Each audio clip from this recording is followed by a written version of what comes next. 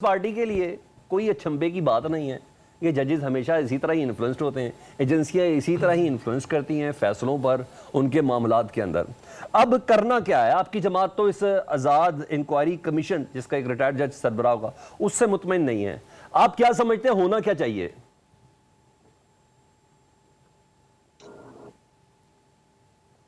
जी अहमद उवैस साहब, मेरी आवाज पहुंच रही है आप तक?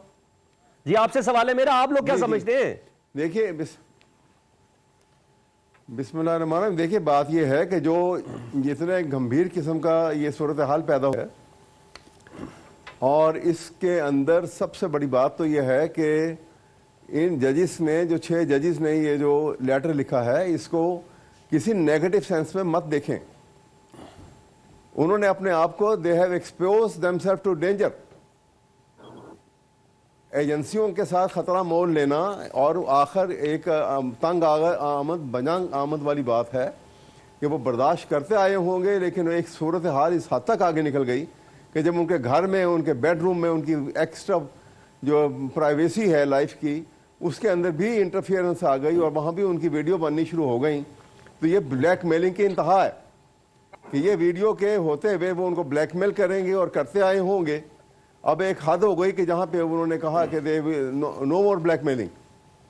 ये बहुत बड़ा वाक़या है, और ये कोई ऐसा तो नहीं है कि आज हुआ और ये उन्होंने फ़ौरन ये कर दिया। ये चल रहा है एक अरसे से। जैसे भी आपने भी फरमाया कि पहले उन्होंने चीफ जस्टिस अता बंदयाल साहब थे, जब उमर अता बंदयाल साहब, उस वक्त भी उनको भी सारी बात वहाँ पे उनके गोश गुजार की, और जस्टिस फायद ईसा साहब थे, इनको भी उस वक्त सीनियर प्योने जज थे, और इस्लामाबाद हाई कोर्ट के चीफ जस्टिस को भी, जस्टिस आमिर साहब को भी सारी बात बताई। उनको भी उस वक्त भी लेटर लिखे, भेजा गया उनको, लेकिन किसी ने तवज्जो नहीं दी इस बात को, और खौफज़दा रहे। ऐसा लगता है कि ये सारे खौफज़दा रहे। ठीक, खौफज़दा ना होते तो ये उसी वक्त टेकअप करते इशू को। तो इसीलिए उन्होंने ओपन लेटर किया है, जो कि उन्होंने मीडिया में भी भेजा, और ये ओपन लेटर नहीं सर, ओपन लेटर नहीं था ये, ताकि इसका कोई, ये भी इन 6 जजेस ने लीक नहीं किया ना सर। तो नहीं था, लेकिन एक्सपो, ये ओपन लेटर नहीं था सर, ये सुप्रीम कोर्ट के दफ्तर से लीक हुआ है। जी नहीं, ओपन लेटर नहीं था। जी सॉरी, मेरा मतलब ये कहने का है कि ये मैटर जो है, ये बहरहाल अब जो है मीडिया के सामने भी सब जगह आ गई बात। तो ये सवाल है, ये इतना बड़ा इशू है कि सोसाइटी जो है स्ट्रॉन्ग जुडिशरी के बगैर रह नहीं सकती। स्ट्रॉन्ग जुडिशरी के बगैर पाकिस्तान आइन जो है वो आइन नहीं रहता। सबसे बड़ा कस्टोडियन जो है वो जुडिशरी है आइन की।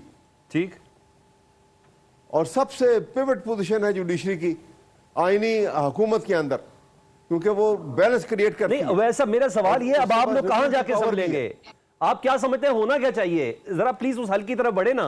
जरा हम ये देखें, आपने इसका मैं बताता हूं आपको, मैं बताता हूं आपको। ठीक, इसमें होना ये चाहिए कि जितना बड़ा इशू है, चीफ जस्टिस को बजाय इसके कि वो गवर्नमेंट से बैठ के जाके बात करते और एक फजूल किस्म की प्रपोजल को उन्होंने हाँ करके आ गए उठ के कि जुडिशल कमीशन बन जाएगा एक रिटायर्ड जज का, इसका मतलब है कि इस मसले को दबा दिया जाएगा।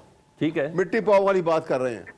चाहिए ये है कि ये इतना बड़ा इशू था कि इसके लिए जुडिशल कन्वेंशन कॉल करते इमीडिएटली। पूरे पाकिस्तान के तमाम हाई कोर्ट्स की जुडिशरी जो है उन सबको मदऊ किया जाता उसके अंदर, और उस कन्वेंशन के अंदर उनसे कहा जाता है कि आप अपनी रिजर्वेशन जो है, जो भी किसी की हैं, खुल के बताएं कि उनके साथ क्या क्या होता रहा है। ये 6 जजेस की जगह 6 आपको कंप्लेंट आई है ना, अगर ये पूरे पाकिस्तान की आप कन्वेंशन बुलाएं, ये 6 की जगह 600 हो जाएंगे।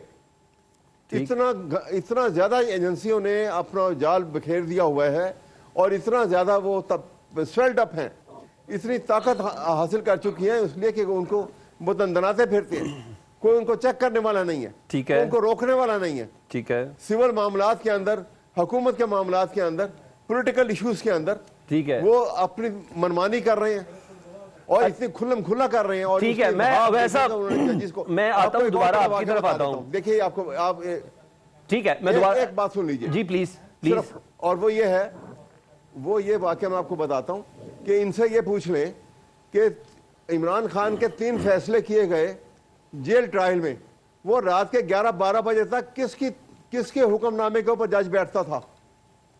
ये आंसर है हर चीज का इसके अंदर। ठीक है, ठीक है। लोअर कोर्ट्स के ऊपर भी बेसिकली उन्होंने कहा, इस खत के अंदर लोअर कोर्ट्स का भी जिक्र है।